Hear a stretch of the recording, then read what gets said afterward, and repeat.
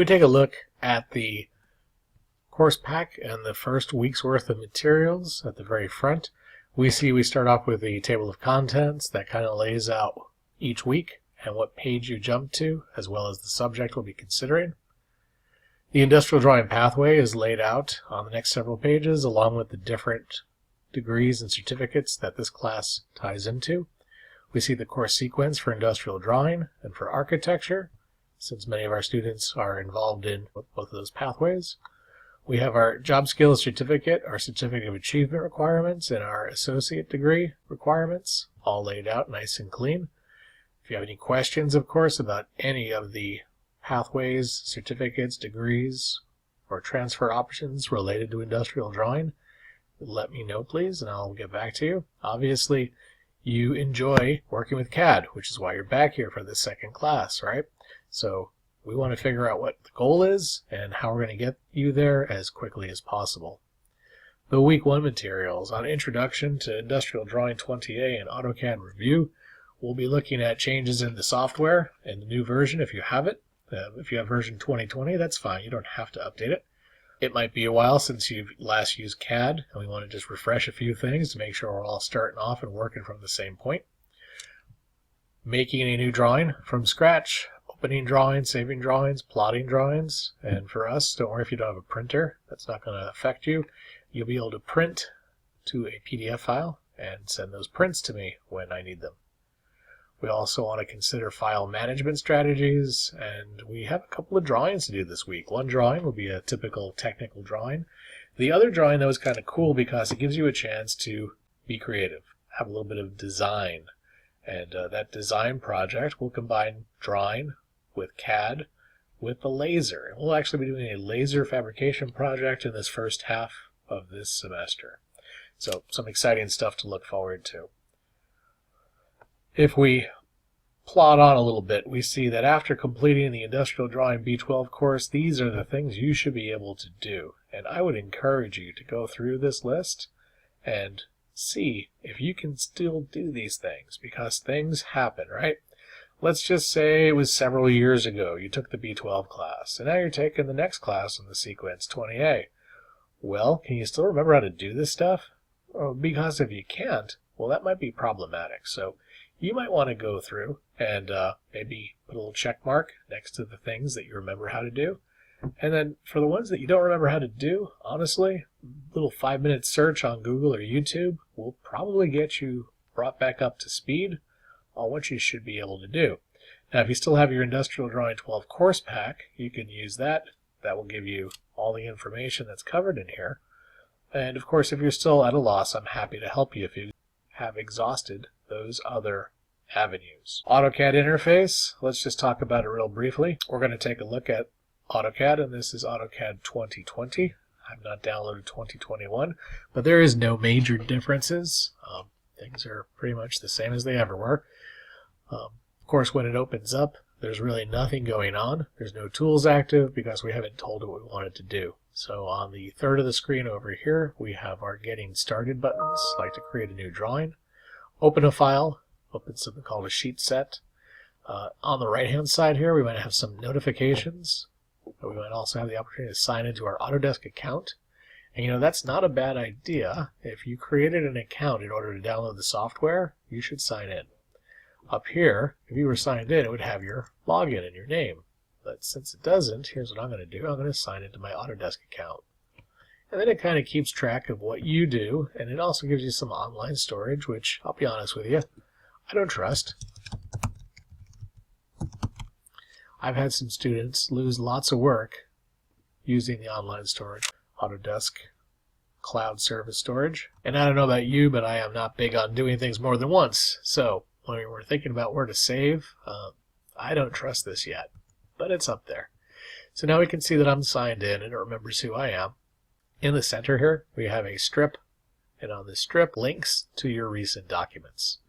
Now, if you worked at BC in the CAD lab last semester, you're going to remember that we had some issues in the CAD lab because the CAD lab gets wiped clean every single night, and it never remembers from day to day who you are, what you did last. Well, if you're at home, of course, that's going to be a different story. So if you're at home after a couple days, you're going to start seeing your previous files getting thumbnailed here.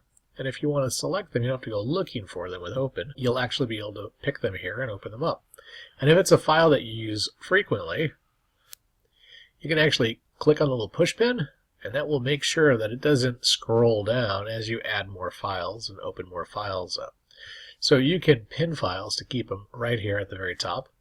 Otherwise, this will be a changing list of the most recent files that you've worked on. There's a little elevator bar there to see what you've worked on recently. Okay, but what we're going to do is we're going to talk about starting drawings. There's two ways to do it. You could click on the Start Drawing button, which is probably the easiest way. If you click down here, you can pick a template, an AutoCAD template. And we're going to talk about templates more on week 4 of the class. But just understand, every time you click on Start Drawing, what AutoCAD is actually doing is it's finding this template file, this DWT file, drawing template, AutoCAD drawing template, and it starts the brand new file from that template.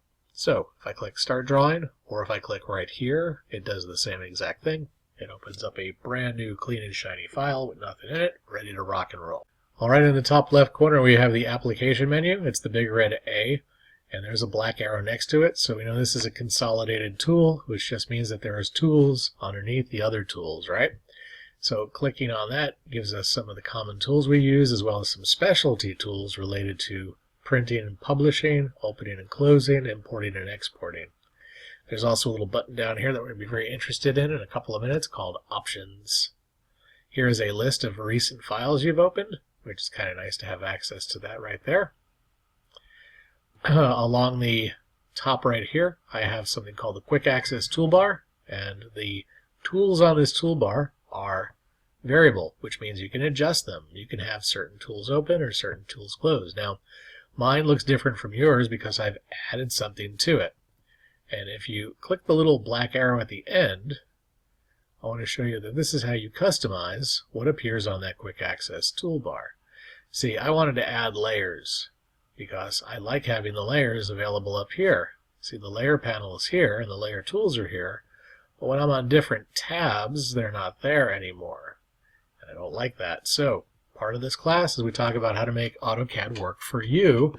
If you wanted to, you can go to that drop down and you can say, hey, add the layer selector up here on the Quick Access Tools, and now you have it available. So again, any of these are tools that can be added up there for quick access. Title of the drawing is here right above the ribbon. The ribbon has tabs and the ribbon has panels. And on each panel there are individual tools. And when we see a black arrow, well, those tools are flyouts. Those are consolidated tools with tools underneath them. Out here we have the drawing canvas. It's where we do our drawing work. Down here I have the command line. And my command line's pretty beefy. Yours probably is not so beefy. When AutoCAD opens up, you get this little flaccid command line like this. This is a joke. This is ineffective. This is not going to help you. I really recommend you grab it by the sticky dots on the edge here and smash it to the bottom of the screen, and that will expand it. And then you can grab the top edge and you can raise it and lower the number of lines visible. I highly recommend having at least 3, maybe 4 lines visible above the current command. This way when AutoCAD talks to you and you can talk back, you will see the conversation and not just a single line of it. Underneath the command line we have this thing called a status bar, and again mine is quite robust. When you start yours will look different. Now the reason mine looks so macho and so built up and tricked out is because I've turned on the visibility of all of those tools. And when AutoCAD starts, like when you started your AutoCAD session, there were probably only a few tools visible down here. Right? Did you see how it filled up the whole space, the status bar? Filled up the whole space down here? Well, to make those tools visible, and again, I highly recommend you do this because if you don't, you're going to wind up in trouble. Click on the hamburger, the customization icon here, and put a check mark in front of each tool. Now, this does not turn the tool on and off. This just lets you see the tool. And you can see that the bar is getting longer and longer as I click next to all these names. Right? Now there's a lot of tools down there. Now with all the tools visible, we can make some decisions about what do we want on and what do we want off. And the reality of things is this. You should turn off things that you don't know the function of. Right? So if we don't know how to use any of those tools, they should all be turned off. Because if they're on and we don't need them, they'll cause us aggravation. Now, some of these are tools, though, that you use in the B12 class, so you can turn them on if you'd like to. For example, the grid button turns on the grid, and of course, there's nothing wrong with turning that on. That's fine. Some people like the grid, but you know what? Some people hate the grid. So if you're a grid hater, turn it off. If you're a lover of grid, turn it on. You know there's a black arrow next to the grid, which means you can go to the settings for the grid, and you can adjust the grid settings to whatever you want. Why does Autodesk make half-inch spacing the norm with major lines every 2.5 inches? Can't tell you. It's stupid. But I will make mine 1/4 inch spacing with a major line or a dark line every 4 spaces. And what this will give me is a grid divided into 1/4 inches with light lines and whole inches with big lines. I'm also going to turn off this demon. See this adaptive grid button? Turn it off, please. Adaptive grid is the devil. Okay? And snap mode is the other setting here. If you draw with snap mode after finishing the B12 class, we have to have a discussion, okay? Because snap mode was cool your first week learning about CAD. You remember what snap mode does? It lets you draw from grid intersection to grid intersection. And I mean, that's cool stuff if you're 10 years old and learn how to do AutoCAD. But the fact is, you graduated from that. You are now at an advanced level. Even on your first day of this class, you are beyond the B12 class. So I highly recommend that you don't use the snap mode button unless you're told to, and I'm never going to tell you to. Snap mode's training wheels, okay? Snap mode's for people that don't know how to draw with accuracy. You have other tools that will do it much better for you than relying on snap mode. Grid on, up to you. Snap mode on, better not be. Let's move down the list here, okay? This tool here is ortho. Ortho, we know, restricts our cursor to left, right, and up and down, perfectly horizontal or perfectly vertical. Ortho is a cool tool, but you know what? Polar's a better tool. Polar tracking lets you pick an angle, and anything that ortho can do, Polar can do, except it can do it better because you can also select preset angles and say, hey, I want to go at this angle every 45 degrees. And it will do vertical and horizontal along with all the other angles you specify here. Okay, so ortho on, why? Polar does a better job and gives you more functions. Tracking is another tool you should have learned in the last class. Tracking lets you track points to create new geometry. So I'm going to turn it on. And what it does, if I want to draw a circle, and I want that circle to line up with this edge and line up with this edge, it will identify where those two intersections are. Okay, so that was pretty sneaky, huh? So I'd have two things turned on. I'd have to have object snap turned on and object snap tracking turned on. And what it'll let me do is it'll let me find points and then line up with points. Okay, so here's one application. Put a circle out here in space, even with the top and even with the left. That's kind of cool, right? What if I wanted to start something from this point, but 1 inch over to the right? How would you do that? A lot of people that I know, after the B12 class, they draw a line that's 1 inch long, and then they start drawing their next object. And you know, there's nothing wrong with that. That's not a bad thing to do. But then they have to go back when they're all done and erase that line. All right, so with tracking, if you just tracked, you wouldn't have to do that. You can say, hey, track that point, and I'll point to the right, and I'll type in 1, hit enter, and now look where I'm starting. Whoa, I'm starting 1 inch to the right of that point that I track from. All right. So tracking is a cool little gizmo to have turned on and to use. How about this line here? Line weight. Layers often have line weight associated with them. Well, right now I'm on layer 2, and layer 2 should be a 0.5 millimeter in line weight. These objects are on layer 2, but they don't look very heavy, do they? Well, that's where the display line weight button comes in. If the button's turned on, you will see line weight. If the button is not on, you don't. Now, line weight always prints. It always prints whether or not you see it on the screen. So, personally, I do like to see line weight turned on, but again, that's an option that's entirely up to you. Any other options along here that you know how to use at this point? Probably not, but that's fine. We're going to learn some more as we go. Okay, so these are the tools you're going to have on while you're working. You might have the grid, polar tracking, object snap tracking, object snap, line weight. On your object snaps, black arrow tells you all the different snap options you have. Of course, don't pick all of them. That's just ridiculous. Turn on the ones you think you might use. Okay, so like for me, these are ones I use all the time. Endpoint, midpoint, center, and intersection. Now, occasionally I do have to draw things to a quadrant or to a node, and sometimes I need to draw things tangent. Well, there's other ways to get those instead of having them turned on all the time. Okay, so that's your status bar, and that's how to set it up and how to make it look good. In addition, we've got this little thing in the bottom left corner called the UCS, User Coordinate System, and it tells you which way is X and which way is Y. And that might seem kind of basic, but the truth is, in AutoCAD, being oriented correctly in space is important, because AutoCAD does have an X and Y axis. It also has a Z axis. You can go left of the origin into negative X. You can go below the origin into negative Y. And if we were to look at the world in 3D, look at that. There's Z.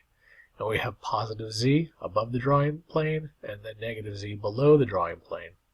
So right now this is not a big deal, but as we start working with 3D models, you're going to find later on that it's super important to know which way is X, which way is Y, and which way is Z.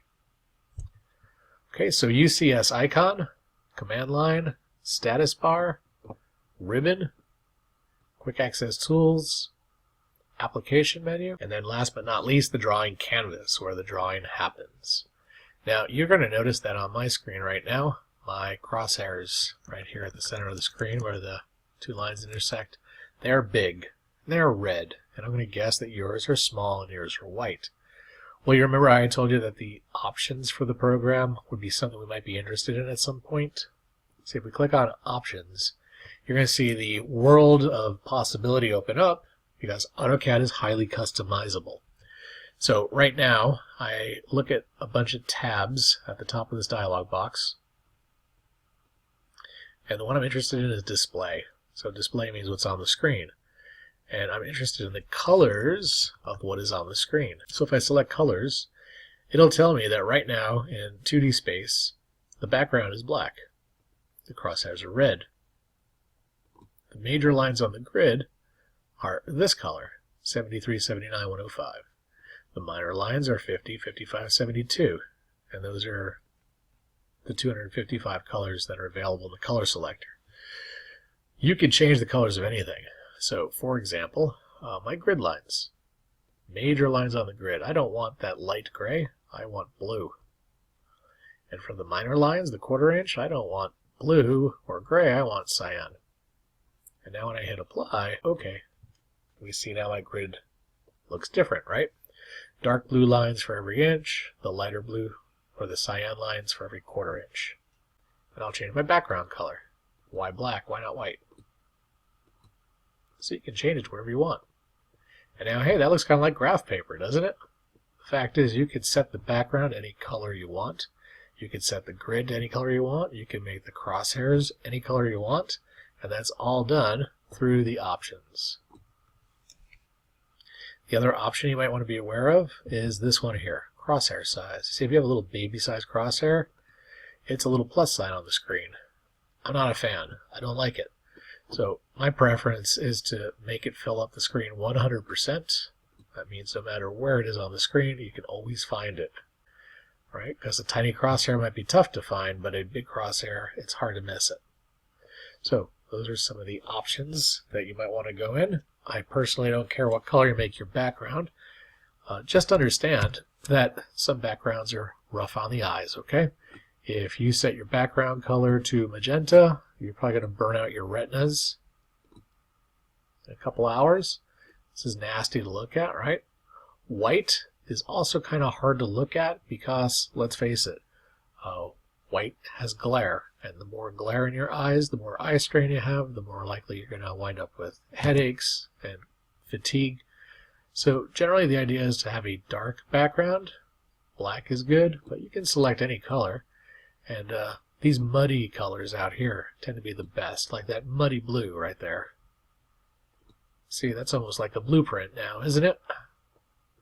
Okay, or a really dark green, dark orange, red. See, these are good, muddy, dark colors to have as our background if we're not happy with the standard AutoCAD background. But if you want to go back to the way it was, you just say restore the classic colors and everything goes back to the way it used to be. I'm actually a big fan of the black background, so I will apply and close that. Takes care of my screen setup.